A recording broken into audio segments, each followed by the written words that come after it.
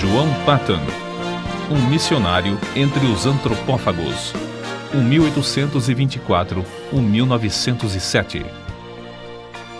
Perto de Dawswinton, na Escócia, morava um casal conhecido em toda a região como os velhos Adão e Eva. A esse lar veio em visita uma sobrinha, Jeanette Rogerson. Supunha-se que não houvesse muita coisa na casa isolada dos velhos para distrair a jovem, sempre viva e alegre. Mas uma coisa atraiu-lhe o interesse. Um rapaz chamado Tiago Patton, que entrava, dia após dia, no matagal perto da casa. Levava sempre um livro na mão, como se ali fosse para estudar e meditar. Certo dia, a moça, vencida pela curiosidade, entrou furtivamente por entre as árvores e espiou o rapaz recitando os sonetos evangélicos de Erskine. A sua curiosidade tornou-se em santa admiração quando o jovem, deixando o chapéu no chão, ajoelhou-se debaixo de uma árvore para derramar a alma em oração perante Deus. Ela, espírito de brincalhona, avançou e pendurou o chapéu em um galho que estava próximo. Em seguida, escondeu-se onde podia, sem ser vista, para presenciar o rapaz perplexo a procurar o chapéu. No dia seguinte, a cena se repetiu. Mas o coração da moça comoveu-se ao ver a perturbação do rapaz, imóvel por alguns minutos com o chapéu na mão. Foi assim que ele, ao voltar no dia seguinte ao lugar onde se ajoelhava diariamente, achou, preso na árvore, um cartão que continha os seguintes dizeres: a pessoa que escondeu seu chapéu confessa-se sinceramente arrependida de tê-lo feito e pede que ore, rogando a Deus que a torne crente tão sincera como o Senhor. O jovem fitou por algum tempo o cartão, esquecendo-se completamente naquele dia dos sonetos. Por fim, tirou o cartão da árvore. No momento em que se reprovava e a sua estupidez por não saber que fora um ser humano quem escondera o chapéu 2 vezes, viu passar por entre as árvores, na frente da casa do velho Adão, uma moça, balde na mão, cantando um hino escocês. Naquele instante, o moço sabia, por instinto divino, que a visita angélica que invadira seu retiro de oração fora a gentil e hábil sobrinha dos velhos Adão e Eva. Tiago Patton ainda não conhecia Jeanette Rogerson, mas ouvira falar nas suas extraordinárias qualificações intelectuais e espirituais. É provável que Tiago Patton começasse a orar pela jovem, mas num sentido diferente daquele que ela pedira. De qualquer forma, a moça furtara não somente o chapéu do rapaz, mas também o seu leal coração. Um furto que resultou, por fim, no casamento dos dois. Tiago Patton, fabricante de meias no condado de Dumfries, e sua esposa Jeanette andavam, como Zacarias e Isabel na antiguidade, irrepreensíveis perante o Senhor. Ao nascer-lhes o primogênito, deram-lhe o nome de João, dedicando-o solenemente a Deus, com oração, para ser missionário aos povos que não tinham oportunidade de conhecer a Cristo. Entre a casa própria em que morava a família dos Patton e a parte que servia de fábrica havia um pequeno aposento. Acerca desse quarto, John Patton escreveu: era o santuário de nossa humilde casa. Várias vezes ao dia, geralmente depois das refeições, o nosso pai entrava nesse quarto e, fechada a porta, orava. Nós, seus filhos, compreendíamos, como se fosse por instinto espiritual, que se derramavam orações por nós, como fazia na antiguidade o sumo sacerdote, quando entrava no Santo dos Santos em favor do povo. De vez em quando, se ouvia o eco de uma voz em tons de quem suplica pela vida. Passávamos pela porta nas pontinhas dos pés, de modo a não perturbar a santa e íntima conversação. O mundo lá fora não sabia de onde vinha o gozo que brilhava no rosto de nosso pai, mas nós, seus filhos, o sabíamos. Era um reflexo da presença divina, que era sempre uma realidade para ele na vida cotidiana.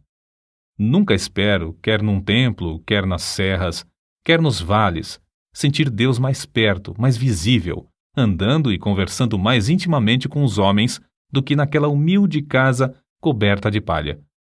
Se por uma catástrofe indizível tudo quanto pertence à religião fosse apagado da memória, Minha alma reverteria de novo ao tempo da minha mocidade. Ela fechar-se-ia naquele santuário, e ao ouvir novamente os ecos daquelas súplicas a Deus, lançaria para longe toda a dúvida com este grito vitorioso: meu pai andava com Deus, por que não posso eu também andar? Na autobiografia de João Paton, vê-se que as suas lutas diárias eram grandes, mas o que dizemos agora revela qual a força que operava para que ele sempre avançasse na obra de Deus. Antes, realizava-se culto doméstico na casa de meus avós somente aos domingos, mas meu pai convenceu primeiro a minha avó a orar, ler um trecho da Bíblia e cantar um hino diariamente, pela manhã e à noite. Depois, todos os membros da família seguiram esse costume. Foi assim que meu pai começou, aos 17 anos de idade, o bendito costume de fazer cultos matutinos e vespertinos em casa. Costume que observou, talvez sem uma única exceção, até se achar no leito de morte com 77 anos de idade. No último dia da sua vida, uma passagem das Escrituras foi lida e ouviu-se sua voz na oração. Nenhum dos filhos se recorda de um só dia que não fosse assim santificado. Muitas vezes havia pressa em atender a um negócio. Inúmeras vezes chegavam os amigos. Mas nada impedia que nos ajoelhássemos em redor do altar familiar enquanto o sumo sacerdote dirigia as nossas orações a Deus e se oferecia a si mesmo e a seus filhos ao mesmo Senhor. A luz de tal exemplo era uma bênção, tanto para o próximo como para a nossa família. Muitos anos depois, contaram-me que a mais depravada mulher da vila, uma mulher da rua, declarou que a única coisa que evitou o seu suicídio foi que, numa noite escura, perto da janela da casa de meu pai, ouviu-o implorando no culto doméstico que Deus convertesse o ímpio do erro do seu caminho e o fizesse luzir como uma joia na coroa do Redentor.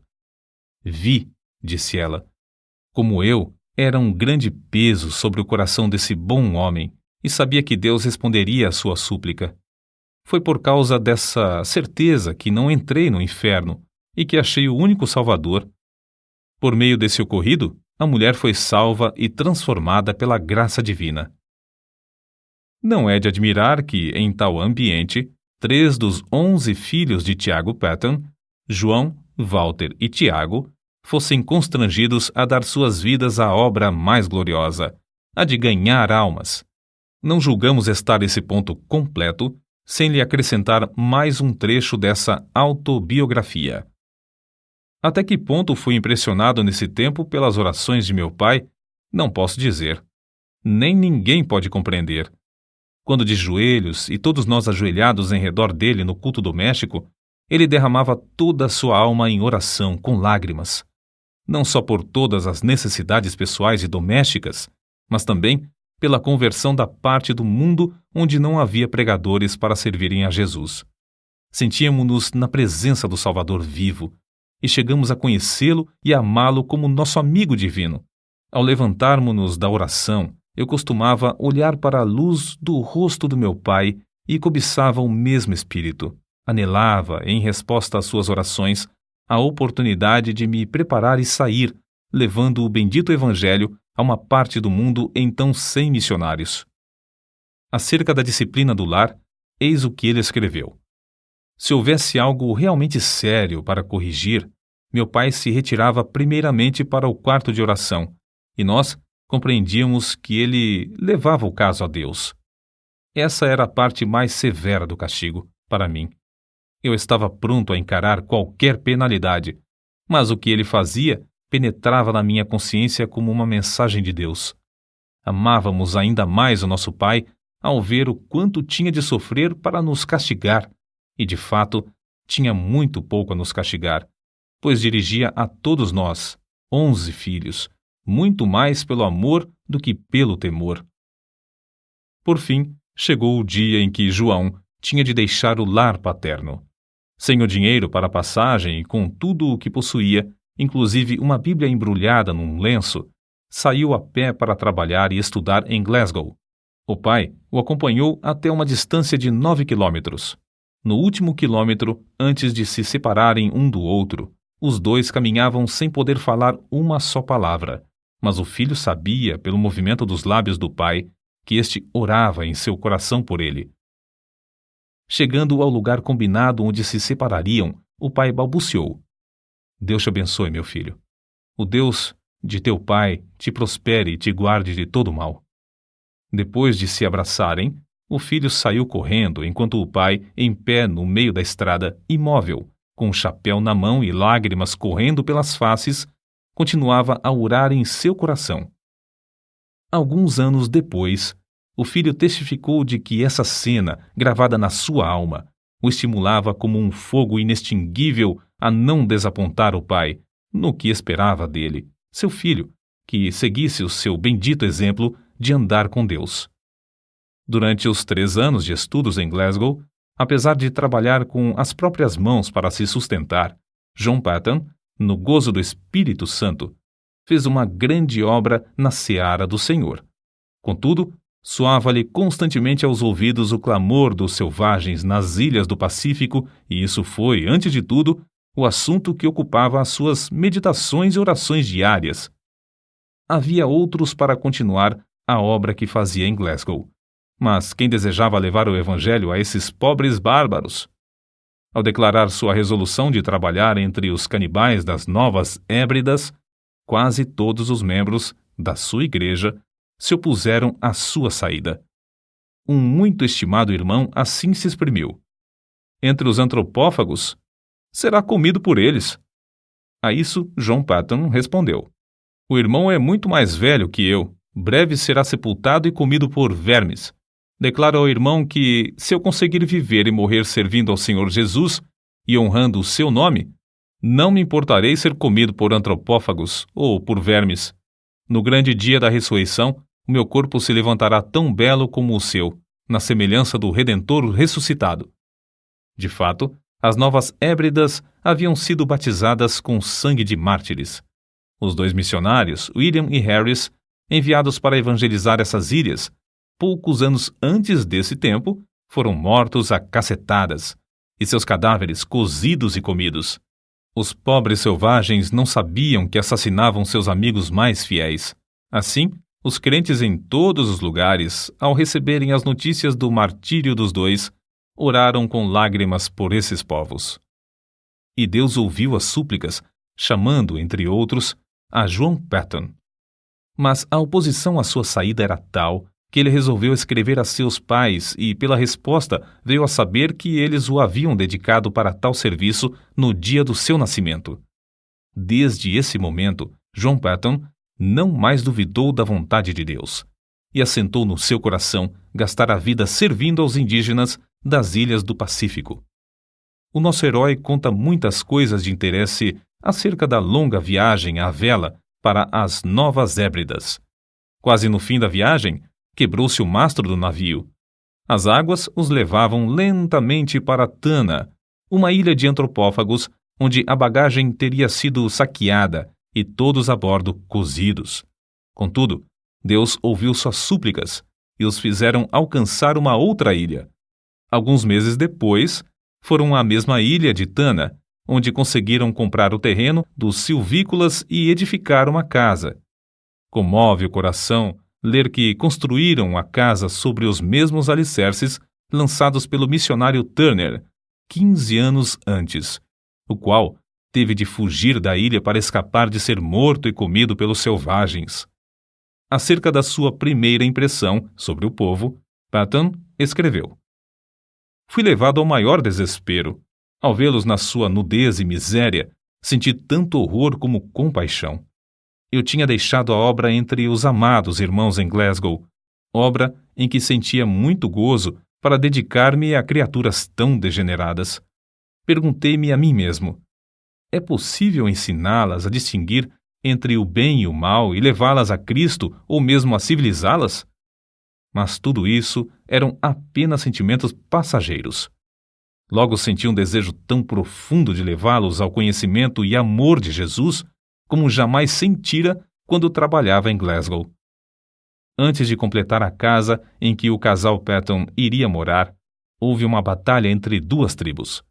As mulheres e crianças fugiram para a praia, onde conversavam e riam ruidosamente, como se seus pais e irmãos estivessem ocupados em algum trabalho pacífico. Mas, enquanto os selvagens gritavam e se empenhavam em conflitos sangrentos, os missionários entregavam-se à oração por eles. Os cadáveres dos mortos foram levados pelos vencedores a uma fonte de água fervente, onde foram cozidos e comidos. À noite ainda se ouvia pranto e gritos prolongados nas vilas em redor. Os missionários foram informados de que um guerreiro, ferido na batalha, acabara de morrer em casa. A sua viúva foi estrangulada imediatamente, conforme o costume, para que o seu espírito acompanhasse o do marido e lhe continuasse a servir de escrava. Os missionários, então, nesse ambiente da mais repugnante superstição, da mais baixa crueldade e da mais flagrante imoralidade, esforçavam-se para aprender a usar todas as palavras possíveis desse povo que não conhecia a escrita. Anelavam falar de Jesus e do amor de Deus a esses seres que adoravam árvores, pedras, fontes, riachos, insetos, espíritos dos homens falecidos, relíquias de cabelos e unhas, astros, vulcões, etc. A esposa de Patton era uma ajudadora esforçada e, dentro de poucas semanas, reuniu 8 mulheres da ilha a quem instruía diariamente. 3 meses depois da chegada dos missionários à ilha, a esposa de Patton faleceu de malária e 1 mês depois, o filhinho também morreu. Quem pode avaliar as saudades de Patton durante os anos que trabalhou sem ajudadora em Tana? Apesar de quase haver morrido também da mesma enfermidade, de os crentes insistirem para que voltasse à sua terra e de os indígenas fazerem plano após plano de matá-lo, esse herói permaneceu orando e trabalhando fielmente no posto onde Deus o colocara. Um templo foi construído e um bom número se congregava para ouvir a mensagem divina. Patton não somente conseguiu reduzir a língua dos tanianos à forma escrita, mas também traduziu uma parte das escrituras, a qual imprimiu apesar de não conhecer a arte tipográfica. Acerca da gloriosa façanha de imprimir o livro em taniano, assim escreveu: Confesso que gritei de alegria quando a primeira folha saiu do prelo, tendo todas as páginas na ordem própria. Era 1h da madrugada, eu era o único homem branco na ilha, e havia horas em que todos os nativos dormiam. Contudo, atirei ao ar o chapéu e dancei como um menino por algum tempo ao redor do prelo. Terei eu perdido a razão? Não devia, como missionário, estar de joelhos louvando a Deus por mais esta prova de sua graça? Crede, amigos, o meu culto foi tão sincero como o de Davi, quando dançou diante da arca do seu Deus. Não deveis pensar que, depois de pronta a primeira página, eu não me tivesse ajoelhado pedindo ao Todo-Poderoso que propagasse a luz e a alegria do seu santo livro nos corações entenebrecidos dos habitantes daquela terra inculta. Depois de Patton haver passado 3 anos em Tana, o casal de missionários que vivia na ilha vizinha, Erromanga, foi martirizado barbaramente a machadadas em pleno dia. Ao completar 4 anos de estada em Tana, o ódio dos indígenas dessa ilha chegou ao auge. Diversas tribos combinaram matar o indefeso missionário e findar, assim, com a religião do Deus de amor em toda a ilha.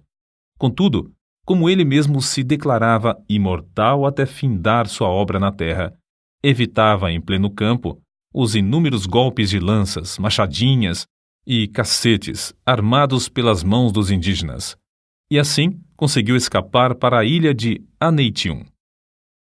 Planejou então ocupar-se na obra de tradução do resto dos evangelhos na língua taniana, enquanto esperava a oportunidade de voltar a Tana. Porém, sentiu-se dirigido a aceitar a chamada para ir à Austrália. Em poucos meses, animou as igrejas ali a comprarem um navio à vela para servir aos missionários. Despertou-as também a contribuírem liberalmente e a enviarem mais missionários a evangelizar todas as ilhas. Acerca da sua viagem à Escócia, depois de alguns anos nas Novas Hébridas, ele escreveu: Fui de trem a Dumfries e lá achei condução para o querido lar paterno, onde fui acolhido com muitas lágrimas. Havia somente 5 curtíssimos anos que saíra desse santuário com a minha jovem esposa, e agora, ai de mim! Mãe e filhinho jazem no túmulo, em Tana, nos braços um do outro, até o dia da ressurreição. Não foi com menos gozo, apesar de sentir-me angustiado, que, poucos dias depois, encontrei-me com os pais da minha querida falecida esposa. Antes de deixar a Escócia para a nova viagem, Patton casou-se com a irmã de outro missionário. Chamada por Deus a trabalhar entre os povos mergulhados nas trevas das Novas Hébridas, ela serviu como fiel companheira de seu marido por muitos anos. Meu último ato na Escócia foi ajoelhar-me no lar paterno durante o culto doméstico, enquanto meu venerando pai, como sacerdote, de cabelos brancos, nos entregava uma vez mais aos cuidados e proteção de Deus, Senhor das famílias de Israel. Eu tinha por certo, quando nos levantamos da oração e nos despedimos uns dos outros, que não nos encontraríamos com eles antes do dia da ressurreição.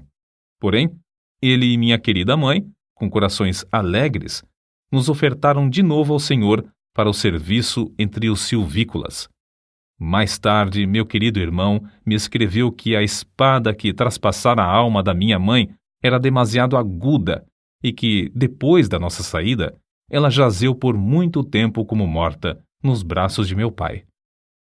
Prestes a regressar às ilhas, Patton foi constrangido pelo voto de todos os missionários a não voltar a Tana, mas abrir a obra na vizinha ilha de Aniwa. Dessa forma, tinha de aprender outra língua e começar tudo de novo. Na tarefa de preparar o terreno para a construção da casa em seu novo habitat, Patton ajuntou 2 cestos de ossos humanos de vítimas comidas pelo povo da ilha. Quando essas pobres criaturas começavam a usar um pedacinho de chita ou um saiote, era sinal exterior de uma transformação, apesar de estarem longe da civilização. E quando começavam a olhar para cima e a orar àquele a quem chamavam de Pai, nosso Pai, meu coração se derretia em lágrimas de gozo, e sei, por certo, que havia um coração divino nos céus que se regozijava também. Contudo, como em Tana, Patton considerava-se imortal até completar a obra que lhe fora designada por Deus. Inúmeras vezes evitou a morte agarrando a arma levantada pelos selvagens contra ele, a fim de o matarem. Tempos depois, a força das trevas unidas contra o Evangelho em Aniwa cedeu. Isso data do tempo em que cavou um poço na ilha. Para os indígenas, a água de coco para satisfazer a sede era suficiente, porque se banhavam no mar e usavam pouco a água para cozinhar, e nenhuma para lavar a roupa. Mas para os missionários, a falta de água doce era o maior sacrifício. Por isso, Patton resolveu cavar um poço. No início, os indígenas auxiliavam-no na obra, apesar de considerarem o plano do deus de Misse dar chuva de baixo uma concepção nada lúcida. Mas depois, amedrontados pela profundeza da cavidade, deixaram o missionário a cavar sozinho, dia após dia, enquanto o contemplavam de longe, dizendo uns aos outros: quem jamais ouviu falar em chuva que vem de baixo? Pobre Misse, coitado! Quando o missionário insistia em dizer que o abastecimento de água em muitos países vinha de poços, eles respondiam: é assim que se dá com os doidos. Ninguém pode desviá-los de suas ideias loucas. Depois de longos dias de labor enfadonho, Patton alcançou terra úmida. Confiava em Deus para obter água doce, em resposta às suas orações. Contudo, nessa altura, ao meditar sobre o efeito que causaria entre o povo o fato de encontrar água salgada, sentia-se quase que tomado de horror. Sentia-me, escreveu ele, tão comovido que fiquei molhado de suor e tremia-me todo o corpo, quando a água começou a borbulhar de baixo e a encher o poço. Tomei um pouco de água na mão, levei-a à boca para prová-la. Era água potável, era a água viva do poço de Jeová. Os chefes indígenas, com seus homens, a tudo assistiam. Era uma repetição em escala reduzida do episódio em que os israelitas rodearam Moisés quando ele fez água sair da rocha. O missionário, depois de passar algum tempo louvando a Deus, ficou mais calmo, desceu novamente, encheu um jarro da chuva que Deus Jeová lhe dava pelo poço e entregou-o ao chefe. Este sacudiu o jarro para ver se realmente havia água dentro. Então, tomou um pouco na mão e, não satisfeito com isso, levou à boca um pouco mais. Depois de revolver os olhos de alegria, bebeu-a e rompeu em gritos. Chuva! Chuva! É chuva mesmo! Mas como a arranjou? Patton respondeu. Foi Jeová, meu Deus, quem a deu da sua terra, em resposta ao nosso labor e orações. Olhai e vede por vós mesmos como borbulha a terra. Não havia um homem entre eles que tivesse coragem de chegar perto da boca do poço. Então, formaram uma fila comprida e, segurando-se uns aos outros pelas mãos, avançaram até que o homem da frente pudesse olhar para dentro do poço. A seguir, o que tinha olhado passava para a retaguarda, deixando o segundo olhar para a chuva de Jeová, muito embaixo. Depois de todos olharem um por um, o chefe dirigiu-se a Patton e disse: Missy, a obra de seu Deus Jeová é admirável, é maravilhosa. Nenhum dos deuses de Aniwa jamais nos abençoou tão maravilhosamente. Mas, Missy, ele continuará para sempre a dar chuva por essa forma ou acontecerá como a chuva das nuvens? O missionário explicou, para gozo indizível de todos, que essa bênção era permanente e para todos os aniwanianos.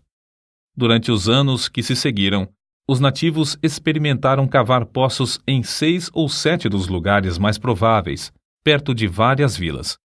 Todas as vezes que o fizeram, ou encontraram pederneira, ou o poço dava água salgada. Diziam entre si: sabemos cavar, mas não sabemos orar como Missy, e, portanto, Jeová não nos dá chuva de baixo. Num domingo, depois que Patton alcançou a água do poço, o chefe Namakei convocou o povo da ilha. Fazendo seus gestos com a machadinha na mão, dirigiu-se aos ouvintes da seguinte maneira: Amigos de Namakei, todos os poderes do mundo não podiam obrigar-nos a crer que fosse possível receber chuva das entranhas da terra, se não a tivéssemos visto com os próprios olhos e provado com a boca. Desde já, meu povo, devo adorar ao Deus que nos abriu o poço e nos dá chuva de baixo. Os deuses de Aniwa não podem socorrer-nos como o Deus de Missy. Para todos sempre, sou um seguidor de Deus Jeová. Todos vós que quiserdes fazer o mesmo, tomai os ídolos de Aniwa, os deuses que nossos pais temiam, e lançai-os aos pés de Missy. Vamos a Missy para ele nos ensinar como devemos servir a Jeová, que enviou seu filho Jesus para morrer por nós e nos levar aos céus. Durante os dias que se seguiram, grupo após grupo dos silvícolas, alguns com lágrimas e soluços, outros aos gritos de louvor a Jeová, levaram seus ídolos de pau e pedra perante o missionário. Reunidos em montes, os ídolos de pau foram queimados, os de pedra enterrados em covas de 4 a 5 metros de profundidade, e alguns, de maior superstição, foram lançados no fundo do mar, longe da terra. Um dos primeiros passos da vida cotidiana da ilha, depois da destruição dos ídolos, foi a invocação da bênção do Senhor às refeições. O segundo passo, uma surpresa maior e que também encheu o missionário de gozo, foi um acordo entre eles de fazer culto doméstico de manhã e à noite. Sem dúvida, esses cultos eram misturados por algum tempo com muitas das superstições do paganismo. Mas Patton traduziu as escrituras, imprimiu-as na língua aniwaniana e ensinou o povo a lê-las. A transformação do povo da ilha foi uma das maravilhas dos tempos modernos. Como arde o coração ao ouvir acerca da ternura que o missionário sentia para com esses amados filhos na fé, e do carinho com que esses, outrora cruéis selvagens que comiam carne humana, mostravam para com o missionário. Que o nosso coração arda também para ver a mesma transformação dos milhares de indígenas no interior de nosso querido Brasil. Patton descreveu a primeira ceia do Senhor com as seguintes palavras: ao colocar o pão e o vinho nas mãos, outrora manchadas do sangue da antropofagia, agora estendidas para receber e participar dos emblemas do amor do Redentor, antecipei o gozo da glória até o ponto de o coração não suportar mais. É-me impossível experimentar delícia maior antes de eu poder fitar o rosto glorificado do próprio Senhor Jesus Cristo. Deus não somente concedeu ao nosso herói o indizível gozo de ver os anionianos evangelizando as ilhas vizinhas, mas também de ver seu próprio filho, Frank Patton, e esposa, morando na ilha de Tanna e dando prosseguimento à obra que ele começara com maior sacrifício. Foi com a idade de 83 anos que João G. Patton ouviu a voz de seu precioso Jesus chamando-o para o lar eterno. Quão grande o seu gozo, não somente ao reunir-se aos seus queridos filhos das ilhas do sul do Pacífico que entraram no céu antes dele, mas também saudar com um bem-vindo os demais quando chegarem ali, um por um.